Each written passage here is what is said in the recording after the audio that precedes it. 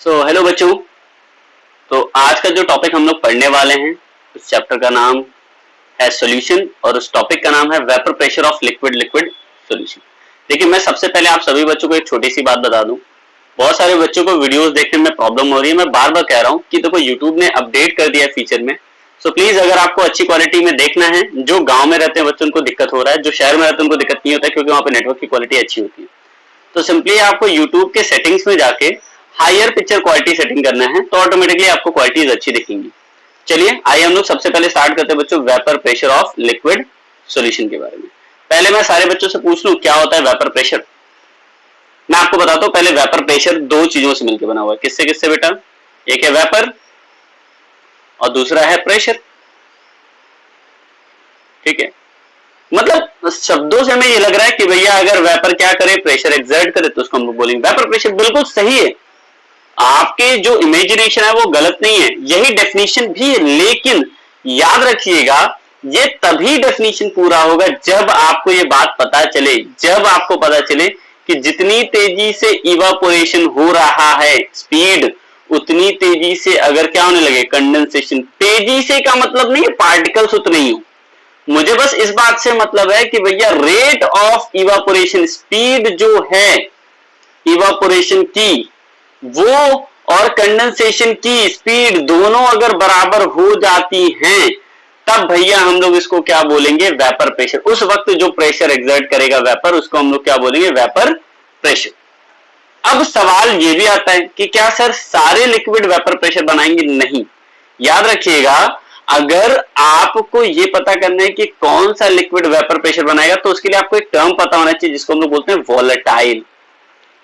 Volatile का मतलब आप क्या समझते हो? जैसे मान लो मैंने जमीन पे कुछ अमाउंट में पेट्रोल यहां पे मैंने रख दिया। जैसे मैंने यहाँ पे पेट्रोल रखा, आपको एक ऑब्जर्वेशन होगा, अगर जमीन पे मैंने गिरा दिया है तो आफ्टर 10 to 15 मिनट, मतलब 10 से 15 मिनट बहुत ज्यादा मैंने बोल दिया, लेकिन 10 से 15 मिनट के अंदर आपको पता चलेगा सारा का सारा पेट्रोल गायब।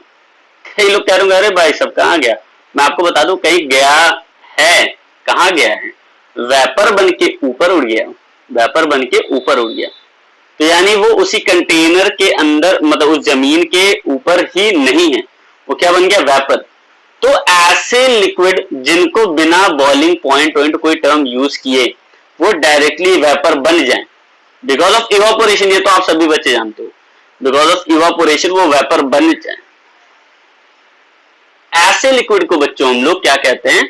Volatile liquid. ऐसे लिक्विड को हम लोग क्या बोलते हैं? Volatile liquid. तो हमें एक बात तो समझ में आ गई कि अगर मान लो एक वोलेटाइल लिक्विड ए है तो इसका वेपर बनेगा, डेफिनेटली बनेगा। तो अगर इसका वेपर बन रहा है तो इसका वेपर प्रेशर भी होगा। कोई आपसे पूछे कि अगर मान लो कंटेनर के अंदर ए लिक्विड है वो वोलेटाइल है, उसका वेपर प्रेशर कितना होगा? भैया जितना इस कंटेनर में लिक्विड है वो उतना वेपर प्रेशर क्रिएट कर सकते हैं। सीधी सी बात है बेटा, क्योंकि सब सरफेस वाला वेपर बन रहा होगा। ठीक है, तो ये वेपर प्रेशर क्रिएट करूंगा। उसके नीचे वाला सरफेस भी अब सरफेस बन गया होगा, वो भी वेपर प्रेशर क्रिएट करेगा। तो मतलब जितने ज्यादा अमाउंट में वेपर बनते तो वो तो डायरेक्टली प्रोपोर्शनल है भैया जितने मोल फ्रैक्शन है उस लिक्विड के उस पूरे पे। तो यही टर्म हमको यहाँ पे समझना है विद एन एग्जांपल। देखो अब सारे टर्म्स यहाँ पे आप लोग समझना अगर चाहते हो तो यहाँ पे आपको एक लाइन से समझनी है कि अगर एक ही लिक्विड होता तो हम तो डायरेक्टली बोल देते भैया उसी का वेपर प्रेशर बन रहा है। लेकिन अगर मान लो इसी में हम दो लिक्विड मिला दें आपस में, ए और बी आपस में मिला दिए या तीन मिला दिए, तब सबका वेपर प्रेशर कितना कितना होगा। तो इसी चीज को समझना अगर है ना तो एक हिस्से में समझो। जैसे मान लो जैसे मान लो बेटा यहाँ पे एक कंटेनर है, एक कंटेनर है यहाँ पे ए नाम का, एक कंटेनर है यहाँ पे बी नाम का। मैंने बंद कर दिया, दोनों वोलेटाइल है, तो इनका वेपर प्रेशर जो होगा वो ए ही होगा। इनका वेपर प्रेशर क्या होगा? ए ही होगा। इनका वेपर प्रेशर क्या होगा? बी ही होगा। मैंने पीबी से डिनोट किया वेपर प्रेशर। ये नॉट लगाने का मतलब जब ये प्योर कंपोनेंट में होंगे तब इनका वेपर प्रेशर, तब तो भैया पूरा बनेगा। अब मैं एक काम करता हूं, मैंने इसमें ए और बी को मिला दिया। अब क्या होगा? मेरी बात अगर कोई बच्चा नहीं समझ पा रहा, मैं आपको सिर्फ छोटे से हिंट में समझा रहा हूं कि ये हिस्सा ए का, ये हिस्सा बी का, ये हिस्सा ए का, ये हिस्सा बी का, ये हिस्सा ए का, ये हिस्सा बी का। कुछ ऐसे हो जाएगा ना सॉल्यूशन के टाइम में। अब आप खुद सोचिए कि अगर ए और बी ऐसे हिस्से बट जा रहे हैं तो यहां पर वेपर प्रेशर किसका बनेगा, ए का, यहां पर किसका बनेगा, बी का, यहां पर किसका बनेगा, ए का, यहां पे किसका बनेगा, बी का, यहां पे ए का, यहां पे बी का, यानी हिस्से बट गए। जब भी आपको याद होगा, जब भी मैं बोलता था हिस्से बट गए, तो आपको दिमाग में एक चीज तुरंत याद आता था, मोल फ्रैक्शन। क्या याद आता था, जब भी हिस्सों की बात आती तो आपको क्या आता था, मोल फ्रैक्शन। तो यानी इनका मोल फ्रैक्शन आने लगा। पहले जैसा नहीं है, पहले जो वेपर प्रेशर था वो एक प्योर कंपोनेंट का था, लेकिन अब किसका आ गया नाम, मोल फ्रैक्शन। क्यों, क्योंकि हिस्सों में बट गए जब वो सोल्यूशन बने। शायद आप लोग समझ पा रहे हो हिस्सों में क्यों बटे, क्योंकि सिर्फ पहले ए था, अब तो ए और बी दोनों होने लगा। अब बेटा क्या होने लगा, ए और बी दोनों होने लगा। अब आप खुद सोचिए, अगर ए और बी दोनों कंपोनेंट आ गए उसमें, तो क्या उसमें सिर्फ ए का ही वेपर प्रेशर बने। अगर दोनों वॉलेटाइल है तब, मतलब दोनों लिक्विड अगर वॉलेटाइल हैं, तो क्या सिर्फ ए का ही वेपर प्रेशर बनेगा, कभी नहीं। किसका बनेगा, दोनों का वेपर प्रेशर बनेगा। तो अगर दोनों का वेपर प्रेशर बन रहा है, तो भैया हम तो डायरेक्टली कह सकते हैं कि भैया ये भी वेपर बनाएगा, ये भी वेपर बनाएगा, लेकिन कैसे, कितना बनाएगा, तो कुछ हिस्सा इसका होगा, कुछ हिस्सा इसका होगा। और जब भी बात आती है हिस्सों की, तो हम तो बहुत चालाक है, हिस्से के मामले में हम तुरंत मोल फ्रैक्शन शब्द यूज कर लेते हैं। मतलब जिसका हिस्सा निकालना है भैया, उस कंपोनेंट को ऊपर रखिए और टोटल कंपोनेंट को नीचे, उनके नंबर ऑफ मोल की बात कर रहा हूं। यानी यहां से आप निकाल सकते थे कि कितना कितना वेपर प्रेशर एक ही कंपोनेंट का बनेगा। ये रिलेशन देखने के बाद बेटा, ये रिलेशन देखने के बाद एक लॉ बना, जिस साइंटिस्ट का नाम क्या था, रॉल्ट, और उन्होंने एक लॉ बनाया, रॉल्ट लॉ। उन्होंने कहा कि अगर मान लो सॉल्यूशन है वोलेटाइल लिक्विड के, क्या है, सॉल्यूशन है अगर वोलेटाइल लिक्विड के, तो उस वक्त जो आपका पार्शियल वेपर प्रेशर, देखिए यहां पर लिखा हुआ है, for a solution of volatile liquid partial vapour pressure जो बनेगा। अब क्यों पूरा वेपर प्रेशर नहीं बन रहा है, क्योंकि वो तो सॉल्यूशन बन गया। तो अगर सॉल्यूशन बन गया, तो पार्शियल वेपर प्रेशर जिस भी कंपोनेंट का आपको निकालना है, जिस भी कंपोनेंट का आपको निकालना है, वो डायरेक्टली प्रोपोर्शनल होगा उसके मोल फ्रैक्शन से जो भी सॉल्यूशन में प्रेजेंट होगा। क्योंकि बेटा जितना सॉल्यूशन में उतना ही तो वेपर बन पाया, कि उससे ज्यादा बनाने लगोगे आप। तो जो भी सॉल्यूशन में प्रेजेंट है वो उसके डायरेक्टली प्रोपोर्शनल हो जाएगा। यानी अगर मान लेते हैं हमने दो कंपोनेंट लिए, कंपोनेंट 1 और कंपोनेंट 2, अगर ये सिर्फ और सिर्फ, मेरी बात समझिएगा, एक ही कंटेनर में होता तो ये तो सिर्फ यही वेपर प्रेशर PA नॉट हो जाता, सॉरी P1 नॉट हो जाता, ये P2 नॉट हो जाता। लेकिन अब इनको जब सोल्यूशन में मिला दिया गया, यानी 1 2 1 2 1 2 ऐसे हैं, इसको 12 मत पढ़ लीजिएगा, 1 2 1 2 1 2 ऐसे हैं। तो उस केस में अगर मैं पूछूं कि पार्शियल प्रेशर ऑफ, पार्शियल क्यों, क्योंकि अब वेपर प्रेशर नहीं रहा, सिर्फ वेपर, ये पार्शियल वेपर प्रेशर किसके डायरेक्टली प्रोपोर्शनल हो जाएगा, mole fraction of first component, और partial vapour pressure of second component mole fraction of second component के डायरेक्टली प्रोपोर्शनल हो जाएगा। कई बच्चे ये भी कह रहे हैं कि भैया इस मोल फ्रैक्शन की तो बात अलग है, लेकिन ये वेपर प्रेशर पार्शियल निकलेगा कैसे। तो सोचो, जैसे आप ये प्रोपोर्शनल हटाओगे, मैं आपको एक छोटा सा हिंट दे रहा हूं, बस समझिएगा कि पहले इस फर्स्ट कंपोनेंट का जो पार्शियल वेपर प्रेशर आ रहा था वो मान लो 760 आ रहा था। मैंने आपको ये कह दिया कि ये तब आ रहा था जब इसका मोल फ्रैक्शन कितना था, 1। अब मैं कह रहा हूं इसका मोल फ्रैक्शन 1/2 हो गया। तो आपको सोचकर बताइए, अगर पहले 760 आ रहा था जब इसका मोल फ्रैक्शन 1 था, मतलब पूरा अकेले एक ही कंपोनेंट था, अब जब आधा कंपोनेंट है तो इसका कितना आएगा, आधा नहीं हो जाएगा, प्योर से इसका आधा वेपर प्रेशर नहीं हो जाएगा। तो हमने कंपेयर करने के लिए इसको P1 को कंपेयर करने के लिए भैया किससे कंपेयर किया, P1 नॉट से। ये बात जो बच्चे नहीं समझ पा रहे, मैं एकदम छोटा सा आपको रिलेशन दे रहा हूं। मान लो मैंने कहा ये एक फर्स्ट कंपोनेंट था, इसका मोल फ्रैक्शन भी लिख दो, मोल फ्रैक्शन कितना आ रहा था, पहले मान लो 1 आ रहा था, क्योंकि एक ही कंपोनेंट है। उस वक्त मान लो प्रेशर, मैं ऐसे तुक्के में बोल रहा हूं कि 1000 ATM आ जा रहा था, ऐसे इतना आता नहीं है वेपर प्रेशर, लेकिन ऐसे बोल रहा हूं 1000 ATM आता। अब सॉल्यूशन मिलाने के बाद ये मान लो सॉल्यूशन बन गया, सॉल्यूशन बनने के बाद जो फर्स्ट कंपोनेंट का मोल फ्रैक्शन आ रहा है वो 1/2 आ रहा है। आपसे बस खाली कह रहा हूं, आधा हिस्सा किसका इसमें वेपर प्रेशर बन रहा है, फर्स्ट कंपोनेंट का। आप खुद बताओ, पहले वेपर प्रेशर 1000 ATM आ रहा था जब पूरा का पूरा प्योर कंपोनेंट था बेटा, अब आधा कंपोनेंट हो गया। आप खुद सोचो, जब कंपोनेंट आधा हो जा रहा है तो क्या वेपर प्रेशर आधा नहीं हो जाएगा। तो उस हिसाब से जो 1000 ATM पहले बन रहा था अब कितना बन जाएगा, 500। कैसे मुझे पता चला, मैंने कुछ नहीं किया, मैंने कहा भैया कि जो भी पहले मेरा वेपर प्रेशर था प्योर कंपोनेंट में, उसको मैंने मोल फ्रैक्शन से मल्टीप्लाई कर दिया। अब जो मेरा आएगा वो मेरा आएगा पार्शियल वेपर प्रेशर। तो देखो ये ऐसा नहीं कि ये प्रोपोर्शनल हटाने के बाद P1 नॉट कोई कांस्टेंट नहीं है, ये vapour pressure of pure component है जिससे मैं कंपेयर कर रहा हूं उसके मोल फ्रैक्शन का। तो मतलब अगर आप हटाते हो प्रोपोर्शनल तो P1 नॉट क्यों लग रहा है, शायद आप बच्चों को अभी थोड़ा सा क्लियर हुआ होगा। वैसे बुक में तो लिख दिया, मैं भी चाहता तो ऐसे ही आपको बता, मैं चाह रहा था कि आपको रिलेशन समझना, भैया क्यों ये शब्द यूज किए गए। बात समझ में आई। वैसे ही सेम हाल P2 का भी होगा, जब आप प्रोपोर्शनल हटाओगे तो P2 नॉट क्यों आया, सारे बच्चे समझ गए, क्योंकि भैया उसी हिस्से से, मतलब जो मोल फ्रैक्शन पहले 1 का था, अब उसका जितना हिस्सा बढ़ते जाएगा उतना वेपर प्रेशर कम होते जाएगा। अगर कोई आपसे ये सवाल भी करे ना कि पार्शियल वेपर प्रेशर उस वेपर प्रेशर प्योर कंपोनेंट से ज्यादा होता है कम होता है, हमेशा कम होता है। अगर सॉल्यूशन बन गया ना तो उस प्योर कंपोनेंट से हमेशा उसका पार्शियल वेपर प्रेशर क्या होता है, कम। इसीलिए शायद आप बच्चे समझ भी रहोगे, उनका नाम भी पड़ गया पार्शियल, यानी पूरा नहीं होगा। अब इस नियम को देखते हुए, क्योंकि अलग अलग कंपोनेंट के तो भैया निकल लेते वेपर प्रेशर, तो एक साइंटिस्ट और है डाल्टन, आप जानते हो कि हर साइंटिस्टों का रोल होता है भैया इसमें, तो ये भी है। इन्होंने कहा कि भैया जब हमको अलग अलग कंपोनेंट का पता चल जा रहा है तो क्या हम टोटल वेपर प्रेशर नहीं निकाल सकते? डेफिनेटली निकाल सकते हैं, क्यों नहीं निकाल सकते हैं। तो टोटल आप कैसे निकालेंगे? जैसे मान लो मैंने कहा आपको 2 का वेपर प्रेशर मैंने बता दिया, P1 का भी बता दिया, P2 का भी बता दिया। कोई आपसे बोले टोटल निकालो तो कुछ करोगे क्या? नहीं, आप P1 प्लस P2 कर दोगे सिंपली। याद रखना यहाँ पे जो X1 लिखा है वो mole fraction in liquid state है या सॉल्यूशन होगा। जैसे मान लो सॉल्यूशन में मिला ना तो आप बोलोगे मोल fraction of component in solution, किसी और स्टेट में मत बोलने की कोशिश करना। तो P टोटल आप कैसे निकालोगे? Partial vapour pressure of first plus partial vapour pressure of 2। ये बच्चों आपको याद है P1 इक्वल टू आप क्या लिखते थे? P1 इक्वल टू आप लिखते थे P1 नॉट X1, तो ये यहां पे पुट कर सकते हो। P2 इक्वल टू आप क्या लिखते थे? P2 not plus X2।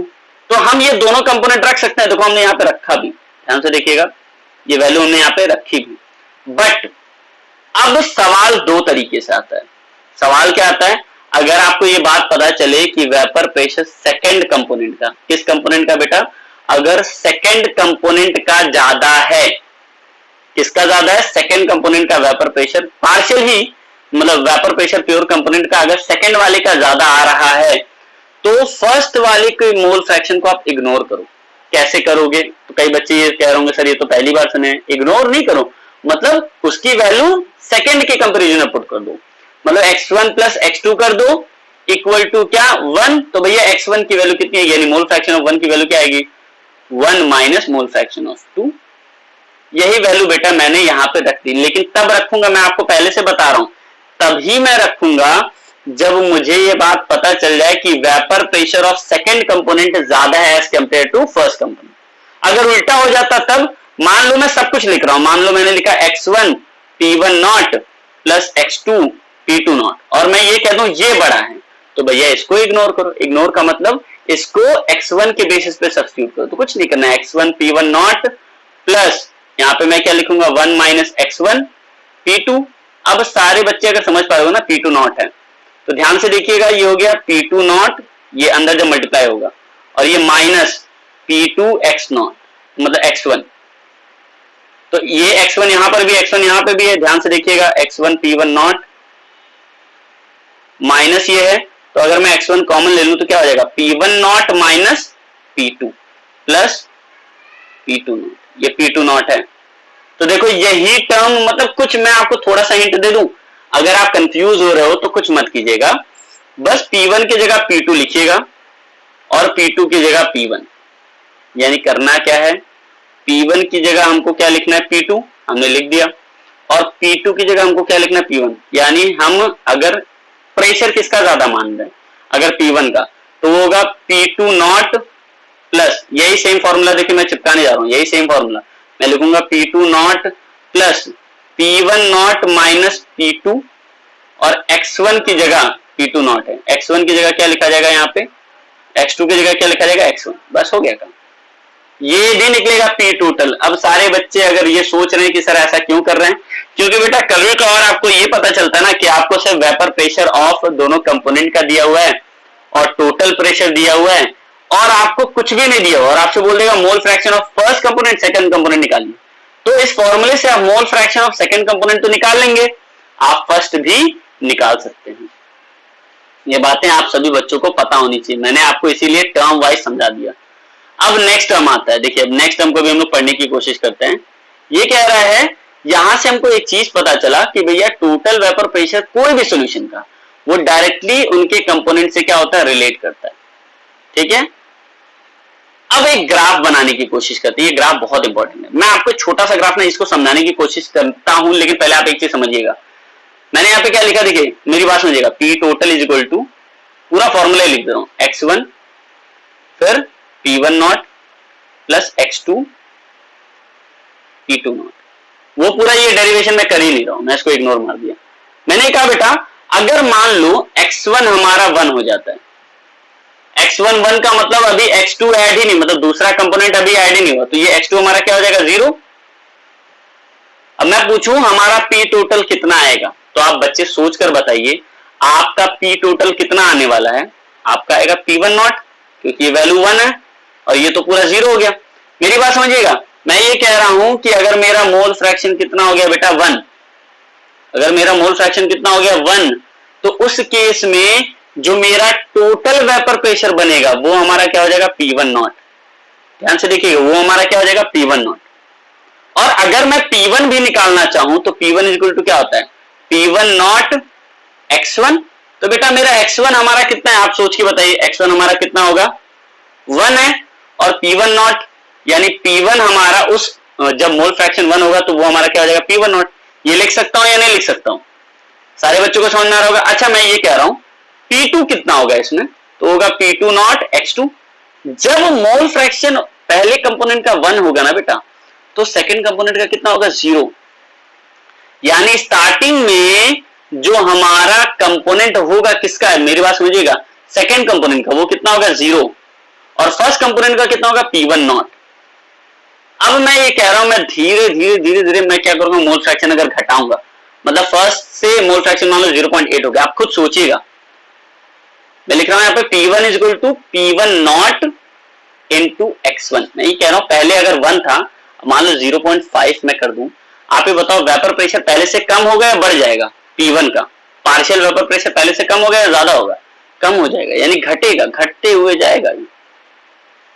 मैं 0.2 कर दूं और घटते हुए जाएगा, मैं 0.1 कर दूं और घटते हुए जाएगा, मैं 0 कर दूं बिल्कुल 0 हो जाएगा। यानी ये वाली ग्राफ सारे बच्चों को समझ में आ रही है, ये ग्राफ कैसे बनी, ये फर्स्ट कंपोनेंट का ग्राफ है।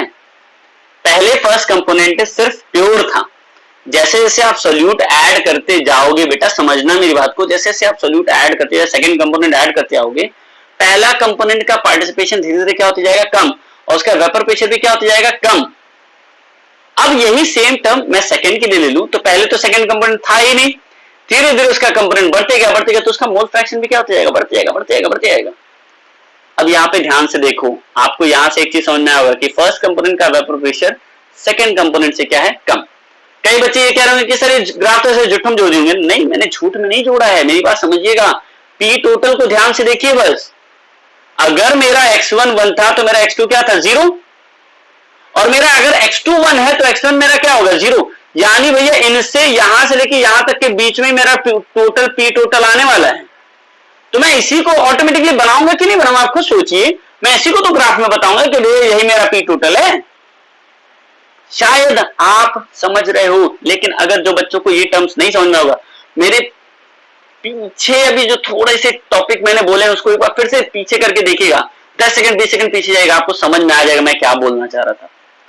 चलो ये चीजें शायद सारे बच्चों को क्लियर होगी। अब मैं ये कह रहा हूं, जैसे मान लो ये तो था भैया किस कंपोनेंट के लिए, लिक्विड के लिए था। मैं ये कह रहा हूं मान लो भैया यहाँ पे सिर्फ गैसेस हैं, सिर्फ गैस, वेपर बन गए, ठीक है। और मैं ये पूछ लूं यहाँ पे मान लो प्योर कंपोनेंट था, प्योर कंपोनेंट का वेपर प्रेशर मुझे उससे बहुत ज्यादा मतलब नहीं। मैं ये कह रहा हूं कि यहाँ अगर वेपर बना है तो 2 का वेपर बनेगा, एक P1 का और एक P2 का, और जो टोटल वेपर बना होगा उसको मैं बोलूंगा P टोटल। जो टोटल वेपर बना होगा उसको बेटा मैं क्या बोलूंगा, P टोटल। अब मैं आपसे ये पूछूं, मैं आपसे बस इतना पूछूं कि जो देखिए गैस के जो मोल फ्रैक्शन होंगे उसको मैंने Y से डिनोट कर दिया है, यानी Y1 और Y2। मैं ये पूछूं कि ये बताइए मुझे partial pressure of first component in gaseous state क्या होगा। तो ये पी टोटल है, ये मेरा क्या है टोटल वेपर प्रेशर। अगर उसमें से मुझे मोल फ्रैक्शन फर्स्ट कंपोनेंट का पता चल जाए तो क्या मैं पी टोटल से उसको कंपेयर नहीं कर सकता हूं। जैसे मान लो मैं आपको एक तुक्का बता रहा हूं, समझने की कोशिश कीजिएगा। मैं आपको एक तुक्के वे में समझा रहा हूं कि मान लो फर्स्ट कंपोनेंट का वेपर प्रेशर, आपको पार्शियल वेपर प्रेशर पता करना है और मैंने बता दिया टोटल जो वेपर प्रेशर बन रहा है वो 1000 बन रहा है। कितना बन रहा है 1000 एटीएम। गैस में कितना बन रहा है 1000 एटीएम। मैंने कह दिया फर्स्ट कंपोनेंट का जो मोल फ्रैक्शन है गैसेस स्टेट में, किस स्टेट में बेटा गैसेस स्टेट में, वो 0.2 है। यानी एक तरीके से मैं बोलूं 20% है। समझ ही रहोगे 20% है। तो अगर 20% है 1000 एटीएम का तो कितना आना चाहिए आपके हिसाब से, वो आएगा 200 एटीएम। यानी सेकेंड वाले का कितना आ जाएगा 800 एटीएम। यही तरीका है बच्चों। तो जानते हो इन्होंने ज्यादा कुछ नहीं किया, इन्होंने इसी डेरिवेशन को बस खाली एक्सप्रेस कर दिया। कैसे देखो, P1 निकालना, गैसेस स्टेट की मैं बात कर रहा हूं, वेपर फेज की बात कर रहा हूं। तो यहाँ पे P1 जो होगा वो डायरेक्टली प्रोपोर्शनल होगा मोल fraction of 1 in gases state. But यहाँ पर प्योर कंपोनेंट की जगह आप क्या लोगे P टोटल। क्यों लोगे भैया P टोटल? सारे बच्चों को ये बातें अब समझ में आ रही होंगी, क्योंकि भैया वो तो गैस स्टेट में, तो हम प्योर कंपोनेंट लिक्विड स्टेट में लेके ही क्या कर लेंगे। मेरी बात समझ में आ रहा है? तो हम उस वक्त वेपर प्रेशर जो है उनका प्योर कंपोनेंट से हमारा कोई रिलेशन ही नहीं है भैया। प्योर कंपोनेंट तो वहां पड़ा हुआ था, यहाँ पर तो टोटल वेपर प्रेशर से हमको कंपेयर करना जो गैस में आ चुके हैं, वेपर फेज में आ चुके हैं। ठीक है, अगर ये नहीं समझ पा रहा मैं फिर कह रहा हूं बेटा पीछे जाओ, रिवाइंड करके देखो, थोड़ी सी चीजें आपको समझ में आ रही होंगी। मैंने उस वक्त जो मोल फ्रैक्शन बोला था वो लिक्विड स्टेट में बोला था, इस वक्त तो मैं गैस स्टेट की बात करूं, मतलब उसमें वेपर प्रेशर बनने की मैं बात कर रहा था, उसमें बना हुआ है। तो आप कंपेयर कैसे करोगे, यही थोड़ी सी इंपॉर्टेंट पॉइंट है जो आपको याद रखनी है। चलिए अब मैं आता हूं कुछ नेक्स्ट पॉइंट्स पे जो यहाँ पे दिए हुए। जैसे ये क्वेश्चन है, यहाँ पे क्वेश्चन बहुत अच्छा क्वेश्चन भी है, इसलिए मैं चाह रहा था आप समझ लें। देखिए यहाँ पे क्या बोला हुआ है, यहाँ पे बोला हुआ है वेपर प्रेशर क्लोरोफॉर्म का डाइक्लोरोमीथेन का, देखो दोनों का दिया हुआ है। क्लोरोफॉर्म का कितना है 200 और डाइक्लोरोमीथेन का 415 है। कह रहा है आपसे कि वेपर प्रेशर बताइए सॉल्यूशन का, जब 25.5 ग्राम क्या मिला है क्लोरोफॉर्म और 45 ग्राम क्या मिला है डाइक्लोरोमीथेन। पहले बताओ आपको मास पता है, आप मोलर मास इनका निकाल सकते हो बहुत आराम से। आपने मोलर मास दोनों का अगर निकाल लिया तो क्या मोल्स दोनों का अलग अलग नहीं निकाल सकते हो आप? आपने दोनों का मोल्स निकाल लिया तो उनका मोल फ्रैक्शन भी आप आराम से निकाल सकते हो। सोचो मोल फ्रैक्शन में क्या होता था भैया, नंबर ऑफ मोल्स ऑफ जिस कंपोनेंट का निकालना है upon total number of moles of component, वही तो करते थे हम।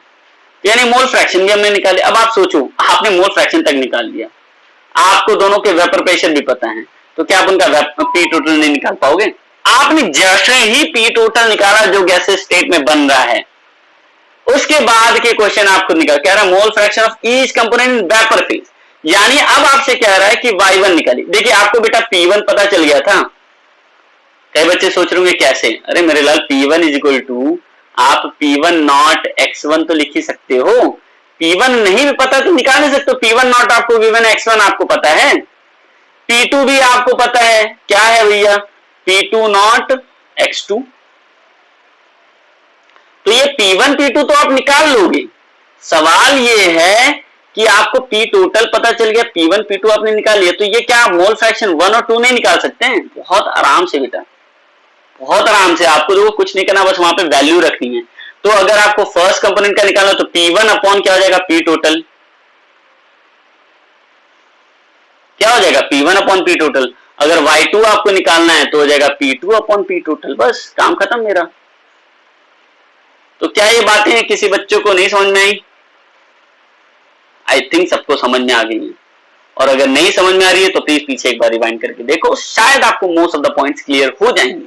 बहुत टफ नहीं बोला इसलिए मैंने, ठीक है।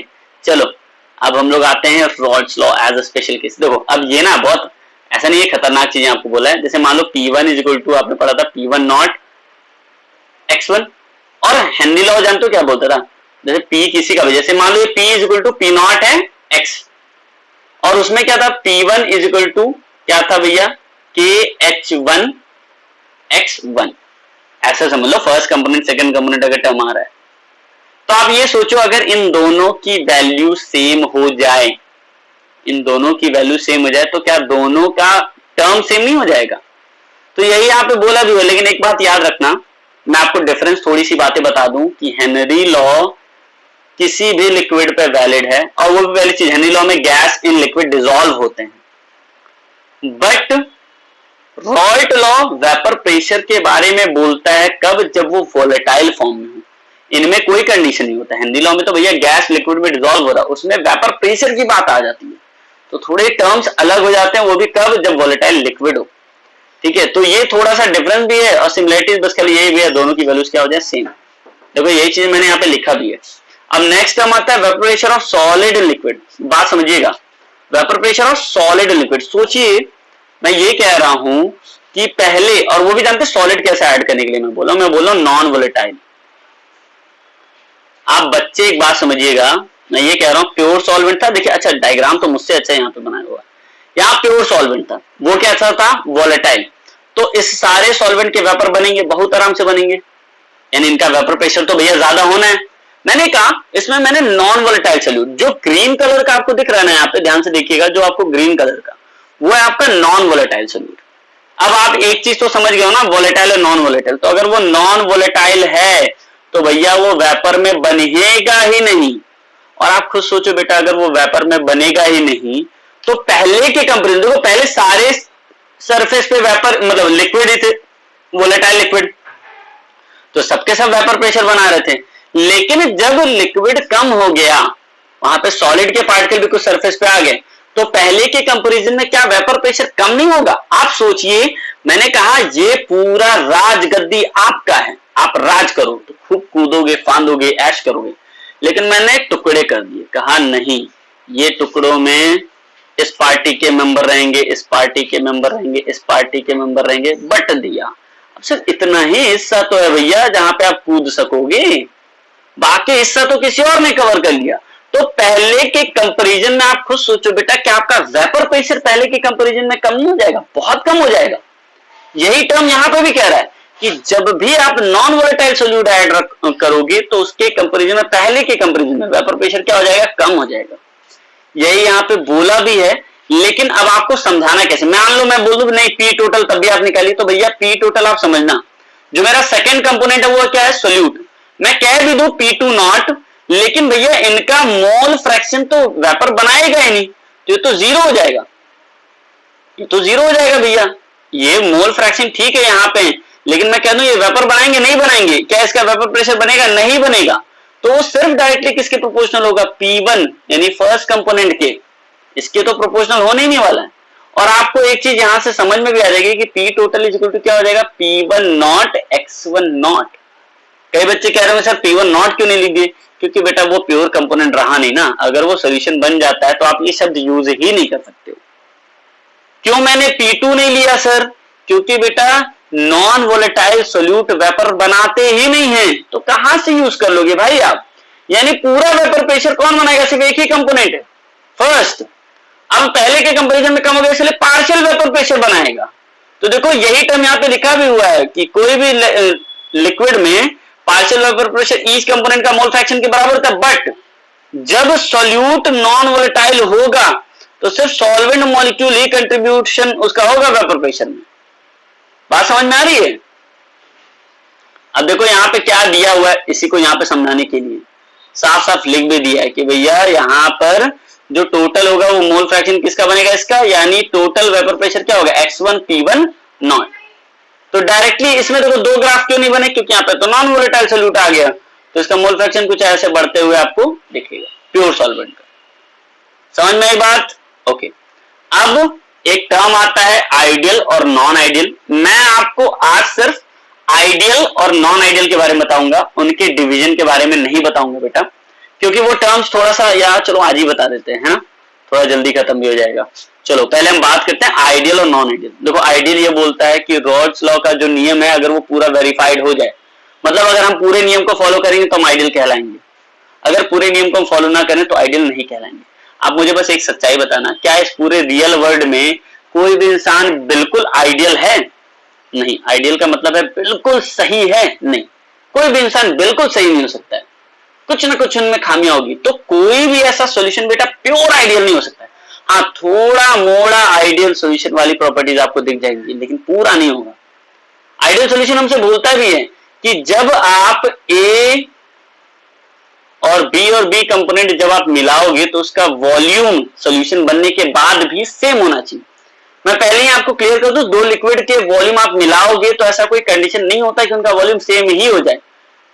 अगर प्योर आइडियल होंगे तो शायद वो सेम हो जाए, तो कभी सेम नहीं होता बेटा, डिफर करता है। अब मेरी बात आप लोग समझिएगा, मैं आपसे ये कह रहा हूं कि एक सॉल्यूशन है जो पूरी तरीके से रॉल्ट लॉ को ओबे करे, उसको हम लोग क्या बोलते हैं, आइडियल सॉल्यूशन। कंडीशंस क्या क्या होनी चाहिए मैं आपको बता दूं। एंथैल्पी ऑफ मिक्सिंग, यानी जो एनर्जी रिलीज होगी मिक्सिंग के टाइम पे भी वो जितनी पहले थी उतनी ही रहे, यानी एंथैल्पी ऑफ मिक्सिंग क्या हो, zero. Change in enthalpy of mixing, change in enthalpy of volume, यानी स्टार्टिंग में जितना वॉल्यूम था दोनों का मिलाकर, ठीक है, वो बाद में भी उतना ही आए तो वो भी क्या हो जाएगा, जीरो। अगर ये दोनों होते हैं तो ये एक और स्टेटमेंट बताता है कि भैया ए और बी का जो इंट्रैक्शन है वो ए बी के इंट्रैक्शन के क्या है, बिल्कुल बराबर है। बात समझ में आई। अब इससे फायदा आपको क्या होगा, इससे फायदा ये होगा भैया कि ये पूरी तरीके से आइडियल सॉल्यूशन जैसे बिहेव करेंगे, बट इन रियलिटी ऐसा हो नहीं सकता है। एग्जाम्पल कुछ दिए हुए हैं जो हल्का फुल्का बिहेव करते हैं, वो कौन है, solution of एनहेक्सेन, n-heptane, bromoethane, chloroethane, ये टर्म्स है बेटा, इनको आप लोग सही से समझिएगा, आपको ज्यादातर चीजें क्लियर होने वाली। नेक्स्ट हम आता है नॉन आइडियल। देखो मैं आपको फिर कह रहा हूं, नॉन आइडियल मतलब पूरी बात नहीं मानने वाला। तो पूरी बात नहीं मानने वाला, जैसे मान लो मैंने कहा ये रूल है, इस रूल पे तुमको चलना है, अब उस रूल से थोड़ा सा कम काम करूंगा तो भी मैं उसको आइडियल नहीं मानूंगा, जो बोला उससे ज्यादा काम करने लगूंगा तो भी मैं उसको आइडियल नहीं मानूंगा। तो नॉन आइडियल सॉल्यूशन में जनरली क्या होता है, रॉल्ट लॉ ओबे नहीं होता, लेकिन हो सकता है जो एक्सपेक्टेशन है उससे ज्यादा भी वेपर प्रेशर बने तो ये भी नॉन आइडियल है, जो एक्सपेक्टेशन है उससे कम आइडियल सॉल्यूशन बने, मतलब जो भी वेपर प्रेशर है वो कम बने तो ये भी नॉन आइडियल सॉल्यूशन है। जब एक्सपेक्टेशन से ज्यादा कोई चीज मिलती है, जैसे मान लो आप सोच रहे थे 100 रुपए आपको मिलेगा, कोई आपको कह लो 500 रुपए, अरे 500 रुपए में खुश हो गया, तो मतलब एक्सपेक्टेशन से बेटा ज्यादा मिलेगा तो आप क्या हो जाओगे, पॉजिटिव। और मान लो एक्सपेक्ट करते 100 रुपए मिल जाए, 10 रुपए कोई पकड़ा चला गया, तब तो नुकसान, रोने लगोगे, तो यानी उस वक्त आप हो जाओगे नेगेटिव। तो यानी नॉन आइडियल सॉल्यूशन बेटा दो तरह से शो होता है, एक विद अ पॉजिटिव डेविएशन, एक विद अ नेगेटिव डेविएशन। मैं आपको यही से एक छोटी सी चीज पहले बता दूं, थोड़ा सा आप लोग समझ भी जाओगे, लेकिन आप एक चीज समझो, मैं ये कह रहा हूं इसका वेपर प्रेशर ज्यादा बन जा रहा है, सॉल्यूशन का या सोल्यूट का या सॉल्वेंट का ज्यादा बन जा रहा है। आप खुद सोचो किसी का वेपर प्रेशर ज्यादा कब बन सकता है, जब इनके बीच में इंटरेक्शन क्या हो जाए, कम, वीक अगर होगा तब तो भैया ज्यादा वेपर प्रेशर बनाएगा, अगर वीक नहीं हुआ तब बना लेगा क्या, कभी नहीं बनाएगा। यानी वेपर प्रेशर ज्यादा बनता है, ये तो सही है पॉजिटिव डेविएशन में, लेकिन क्यों बनता है, क्योंकि इन दोनों के बीच में जो फोर्स ऑफ अट्रैक्शन होता है वो क्या होता है, वीक होता है। और इनमें ज्यादा होने पे, जैसे मान लो बहुत तेजी से अट्रैक्ट किया हुआ है, तो क्या नॉर्मल टेम्परेचर पे वेपर प्रेशर बना पाएंगे, नहीं, बहुत कम बनाएंगे। तो जब फोर्स ऑफ अट्रैक्शन हाई हो जाता है तो इनका वेपर प्रेशर क्या होने लगता है, डाउन होने लगता है। बात समझ में आ रही है। अब हम एक और चीज आपको कह रहे हैं, हम ये कह रहे हैं, मान लो हमारी एक्सपेक्टेशन ये थी कि भैया ये इतना स्पेस होना चाहिए, इतना मतलब बॉन्ड लेंथ होना चाहिए, बॉन्ड लेंथ इतना बड़ा हो गया, मतलब ज्यादा स्पेस खा रहा है, ए और बी के बीच में स्पेस ज्यादा हो गया। जब कोई ज्यादा स्पेस खाएगा, आपको समझो रिएक्टेंट के कंपैरिजन में प्रोडक्ट अगर ज्यादा स्पेस खा रहा है तो क्या उसका वॉल्यूम नहीं बढ़ जाएगा। आप एक्सपेक्ट कियोगे कि 10 लीटर में हो जाएगा काम, क्योंकि स्पेस ए और बी के में बढ़ गया, ज्यादा हो गया, एक मॉलिक्यूल यहां पे और एक मॉलिक्यूल यहां, इनके बीच में बॉन्डिंग है, तो जब स्पेस इनके बीच में बेटा बढ़ जा रहा है, आप खुद सोचिए तो क्या इनका वॉल्यूम नहीं बढ़ेगा, डेफिनेटली बढ़ेगा। इनके वॉल्यूम भी क्या होने लगते हैं, बढ़ने लगते हैं। ये आपको जुगाड़ टेक्निक बता रहा हूं, अब ऐसे नहीं कोई बच्चे इस पर रिसर्च करे, सर ऐसा तो नहीं होता, मैं आसास नहीं, मैं आपको जुगाड़ बता रहा हूं कि भैया वॉल्यूम जो होगा इनका वो पहले से ज्यादा क्यों हो जाएगा। ठीक है, अब देखिए ये सारे टर्म्स ना यहाँ पे 1 बाय 1 लिखे भी हुए हैं, ये गायब हो गया क्या, वो तरीके इसमें चार्ट ही गायब कर दिया।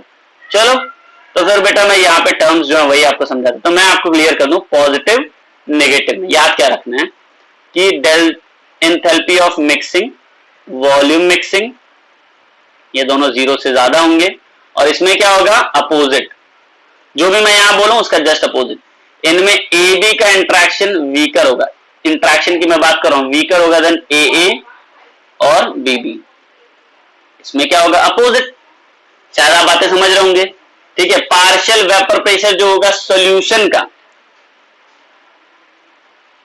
वो ज्यादा होगा इन दोनों के सम से, सोल्यूट प्लस सॉल्वेंट से, ठीक है। या पी टोटल भी लिख सकते हो, partial vapour pressure of solution is greater than P total, लिख सकते हैं। ये छोटे छोटे टर्म्स बेटा यहाँ पे दिए हुए हैं। अब एक और टर्म ना यहीं से डिराइव्ड हो गया है, उसको बोलते हैं लोग एजियोट्रॉप्स। मेरी बातों को पहले अच्छे से समझिएगा, क्योंकि एनसीईआरटी में बहुत डीप में नहीं दिया, मैं भी नहीं चाह रहा हूं बहुत ज्यादा समझिए, लेकिन सिर्फ एक छोटी सी चीज समझिए कि अगर इनका वेपर प्रेशर बेटा बढ़ जा रहा है, ये मैक्सिमम मान लो यहाँ पे बहुत ज्यादा वेपर प्रेशर बन रहा है, तो अगर किसी का वेपर प्रेशर मान लो यहाँ पर, ये शायद मैक्सिमम पॉइंट है ना, हाँ इनमें सबसे ऊपर, यहां पे अगर मान लो बेटा वेपर प्रेशर सबसे ज्यादा बन रहा है, तो क्या इनकी बॉइलिंग पॉइंट बहुत ज्यादा होगी? नहीं, इनकी बॉइलिंग पॉइंट होगी मिनिमम। इनकी बॉइलिंग पॉइंट क्या होगी? मिनिमम। और यहां पर इस नीचे वाले फेज में अगर हम लोग हैं, तो सबसे कम कहां बन रहा है? यहां पर सबसे कम तो यहां पे बन रहा है। एक मिनट, मुझे ऐसा क्यों लग रहा है, नहीं सही है, सही है, सही सही, ये ऊपर ही है ना, ये सबसे ऊपर है, ठीक है। इनमें यहां पे सबसे कम बन रहा है, तो बेटा यहां सबसे कम बन रहा है, यानी फोर्स ऑफ अट्रैक्शन बहुत ज्यादा हुआ होगा। सोचो, फोर्स ऑफ अट्रैक्शन बहुत हाई फोर्स ऑफ अट्रैक्शन, तो अगर बेटा हाई फोर्स ऑफ अट्रैक्शन होगा, तो उसके बॉन्ड को दूर करने के लिए, यानी वेपर बनाने के लिए आपको टेम्परेचर बहुत ज्यादा देना पड़ेगा, तो इनकी बॉइलिंग पॉइंट भी क्या हो जाती है? हाई, यानी मैक्सिमम बॉइलिंग पॉइंट तक जाते हैं ये, इसके वेपर प्रेशर को बढ़ाने के लिए, वेपर बनाने के लिए। तो यही टर्म यहां पे दिया भी हुआ है। अब एक छोटा सा टर्म यहां पे क्या है, एजियोट्रॉप्स होता है क्या? मैं आपको पहले एक चीज क्लियर कर दूं, एजियोट्रॉप्स एक ऐसे दो लिक्विड की बातें कर रहा है, एक ऐसे सॉल्यूशंस की बात कर रहा है जिनमें उनका लिक्विड का कंपोनेंट, उनका कंपोनेंट क्या हो? फिक्स हो, कंपोजिशन हो, ठीक है। और उसकी वजह से, फिक्स कंपोजिशन होने के वजह से वो क्या हो रहे हो? उनका फ्रैक्शनल डिस्टिलेशन ना हो रहा हो, उनका फ्रैक्शनल डिस्टिलेशन ना हो रहा हो, पॉसिबल ही ना हो। कई बच्चे कह रहे हैं सर फ्रैक्शनल डिस्टिलेशन क्या होता है? जैसे मान लो बेटा मैंने यहां पे लिया वाटर और इसमें मिला दिया मैंने अल्कोहल, ये जो गोला गोला बनाया ये मैंने बनाया अल्कोहल। तो आपको पता होगा अल्कोहल की जो बॉइलिंग पॉइंट होती है वो कितनी होती है? 78 अप्रॉक्स, चलो 80 मान लो, और वाटर की कितनी होती है भैया? 100 होती है। आप इसको एक कंटेनर में बंद करो, थोड़ा सा पाइप से कनेक्शन कर दो और यहाँ पे कंटेनर रख दो। इस पाइप को ठंडा करने के लिए इसके ऊपर बर्फ लगा दो, मजाक कर रहा हूं, मतलब पानी का, ठंडे पानी का बहाव करते रहो।